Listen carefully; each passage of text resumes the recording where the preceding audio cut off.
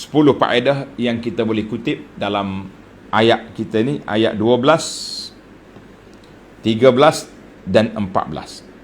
Ayat 14, 13 dan 14 ayat ini, apa yang kita dapat? Yang pertama, tengok ayat yang mula-mula kita ambil.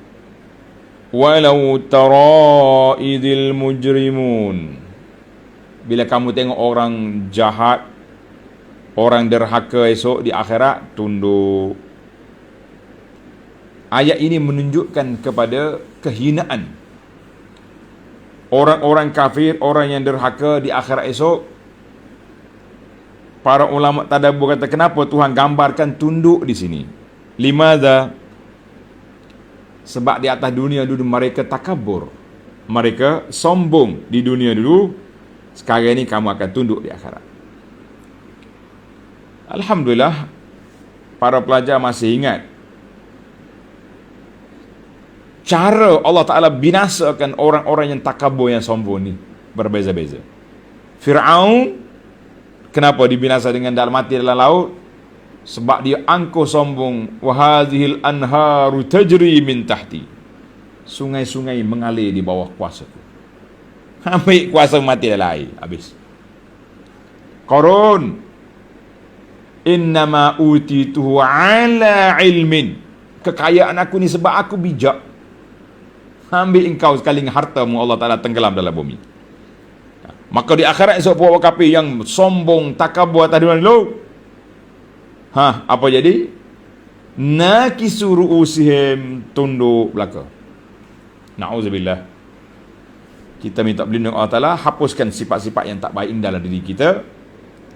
Hapuskan sifat takabur, sifat sombong, sifat apa saja sifat yang tak baik, sifat mazmumah yang dipanggil, buang dalam diri kita. Mudah-mudahan kita di akhirat esok orang yang tawadha. Man, kata dalam hadis Nabi SAW sebut, man tawadha lillahi rafa'ahu Allah. Siapa dia tawadha, Allah Ta'ala angkat darjat. Siapa dia tawadha kerana Allah, Allah angkat darjat dia. Ada juga orang buat tawadha lain. Kenapa Syekh tu nampak berjalan begini? La. Tuan-tuan tengok dalam kuliah saya, kitab Mau'izatul Mu'minin, bimbingan orang mukmin. Contoh-contoh riak di dalam pergerakan. Na'udzubillah. Na'udzubillah. Kadang-kadang orang ni jalan tunduk ya. Allah, dia punya warak perjalanan, kalau pijak semut tak mati. Orang kata orang ni nampak warak di jalan, pijak semut tak mampu. Bahasa kita sedap. Tak. Sebab apa? Sebenarnya bukan warak, buat warak. Man tawadha'a lillah rafa'ahu Allah. Siapa dia tawadha kerana Allah, Allah angkat darjat. Jadi orang mukmin di akhirat esok, masya-Allah, tenang. La takhafun wa la tahzanu. Jangan takut, jangan duka cita. Hari ini yauma tublas sarair, hari didedahkan segala rahsia. Alhamdulillah, orang-orang beriman selamat. Yang kedua,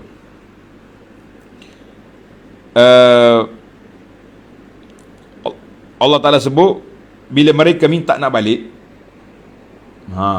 farji'na na'mal salihat. Ya Allah, hantar balik. Hantar balik kami ke dunia. Maka Allah SWT sebut, kata di Sufyanus Tsauri rahimahullahu ta'ala, maka Allah Ta'ala sebut, puak-puak ni kalau hantar balik, perangai sama juga akan berlaku. Sebagaimana dalam surah Al-An'am ayat 28, walau ruddu la'adu limanuhu anhu wa innahum lakazibun. Kalau dihantar balik, mereka perangai tu juga, sebab mereka ni bohong, dusta. Mana bukti? Tak hantar balik lagi, hantarlah dulu. Sedap juga hujah tak?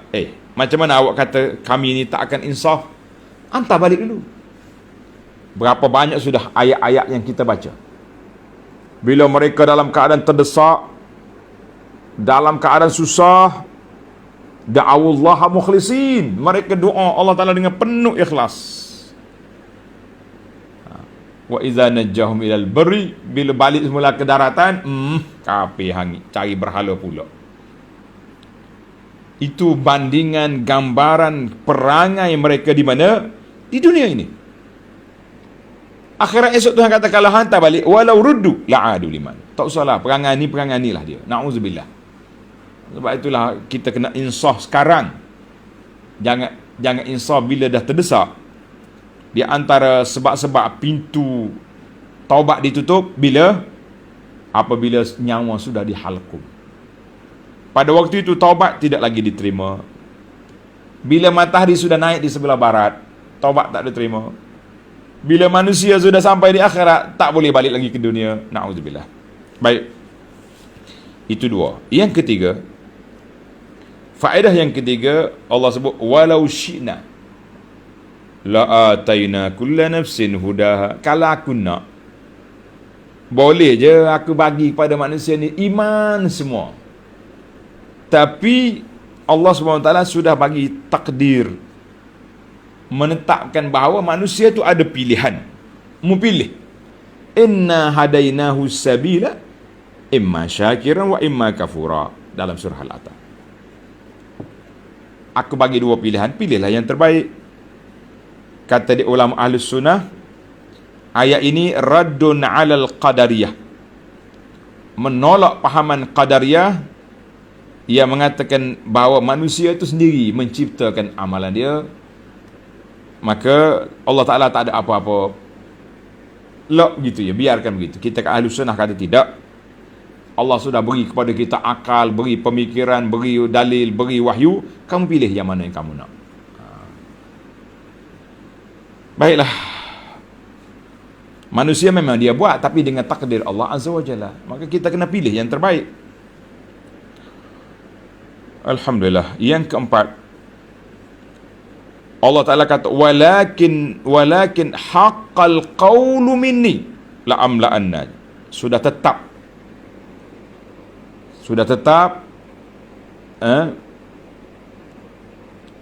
walakin haqqal qawlu minni, panjang terjemahan dia.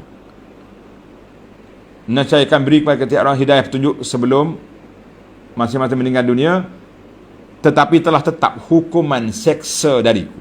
Haqqal qawlu.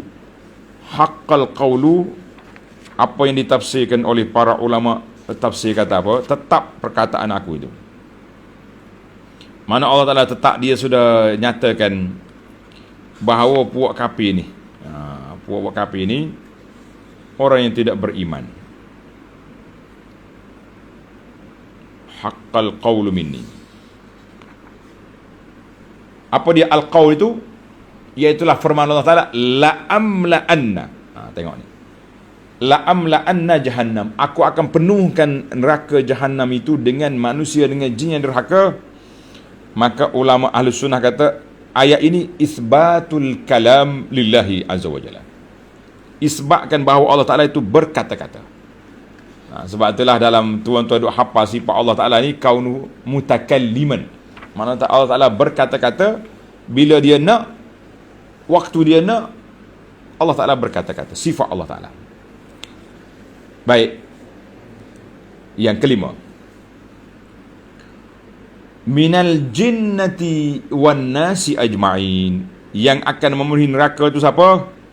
Dari kalangan jin dan manusia seluruhnya. Jawab dianya, anna kuffaral jin finnar.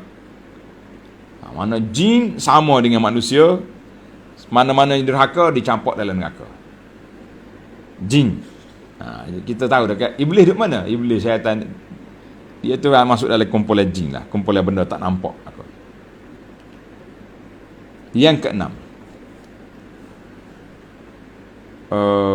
Allah sebut sini minal jinnati wan nasi ajma'in. Tengoklah, manusia dan jin seluruhnya. Macam mana kita kata ajma'in di sini seluruhnya? Semua sekali manusia dengan jin masuk dalam neraka belaka. Kenapa? Semua. Ulama tadabbur dia kata maksudnya libayan an hadza libayanil jins.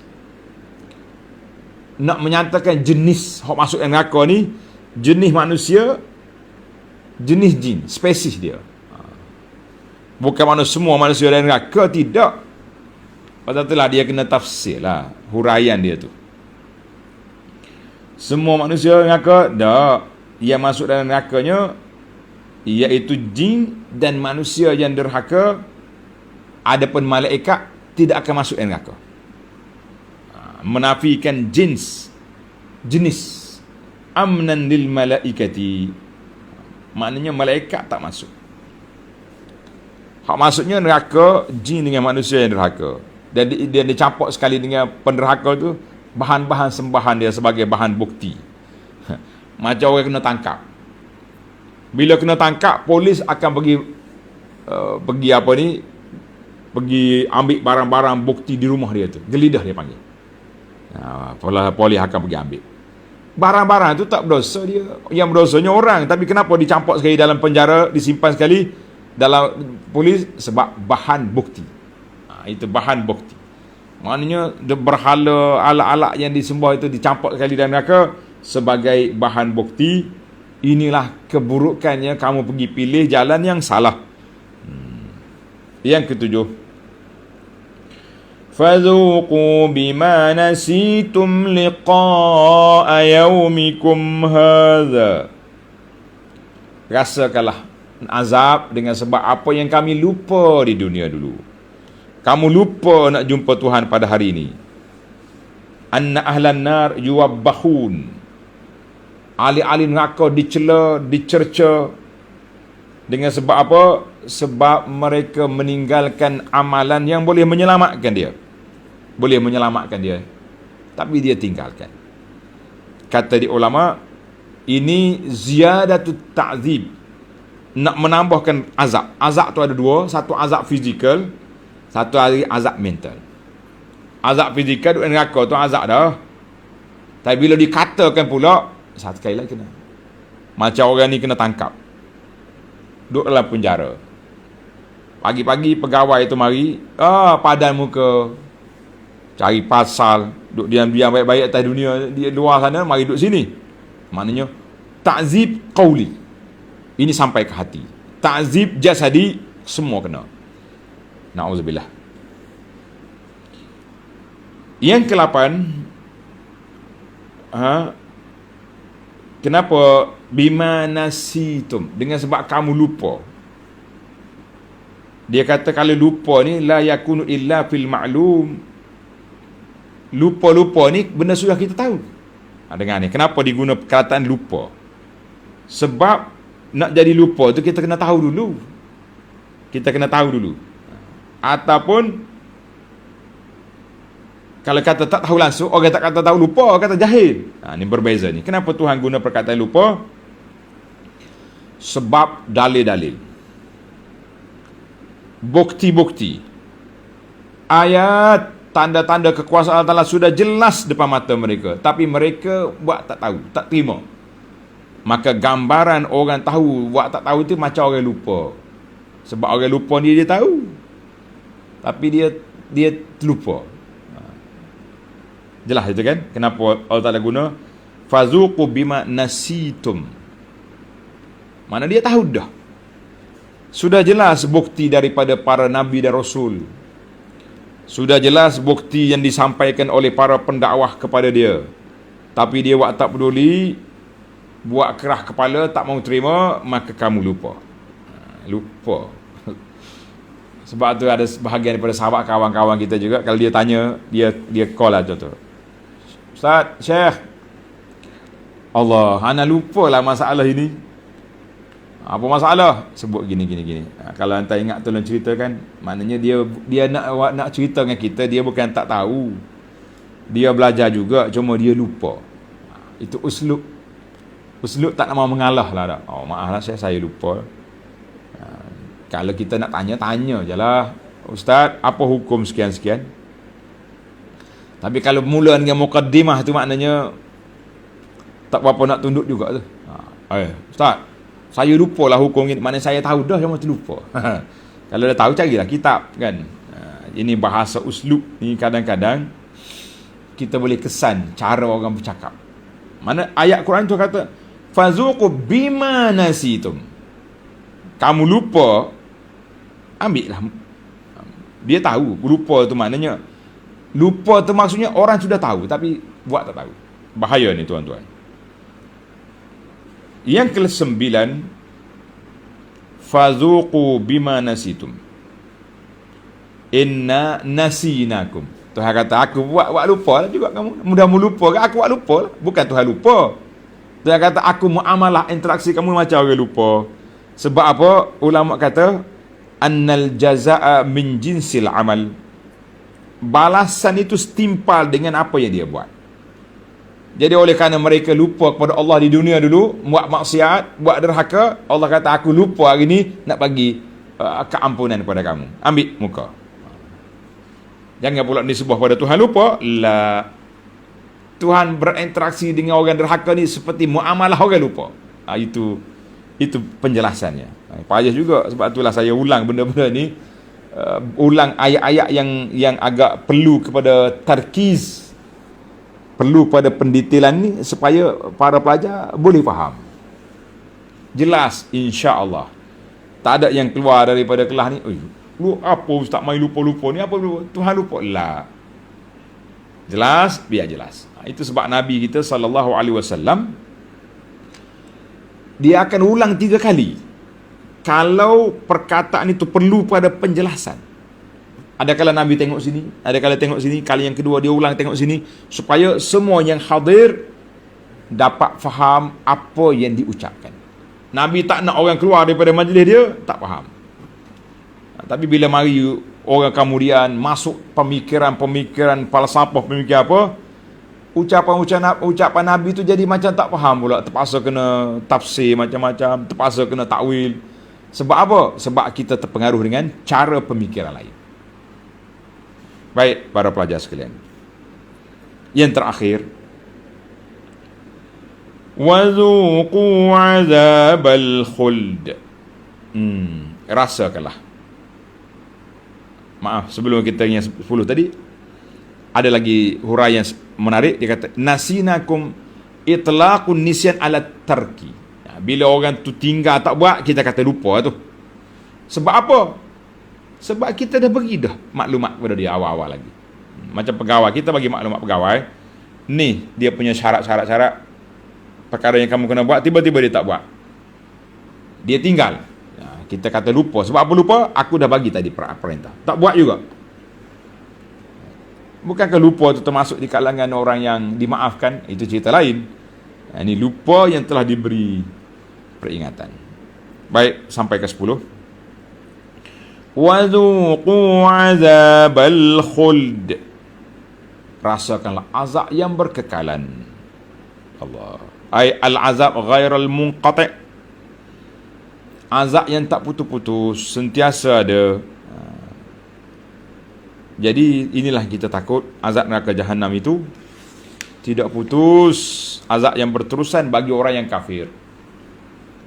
Bagi orang yang beriman ada tempoh.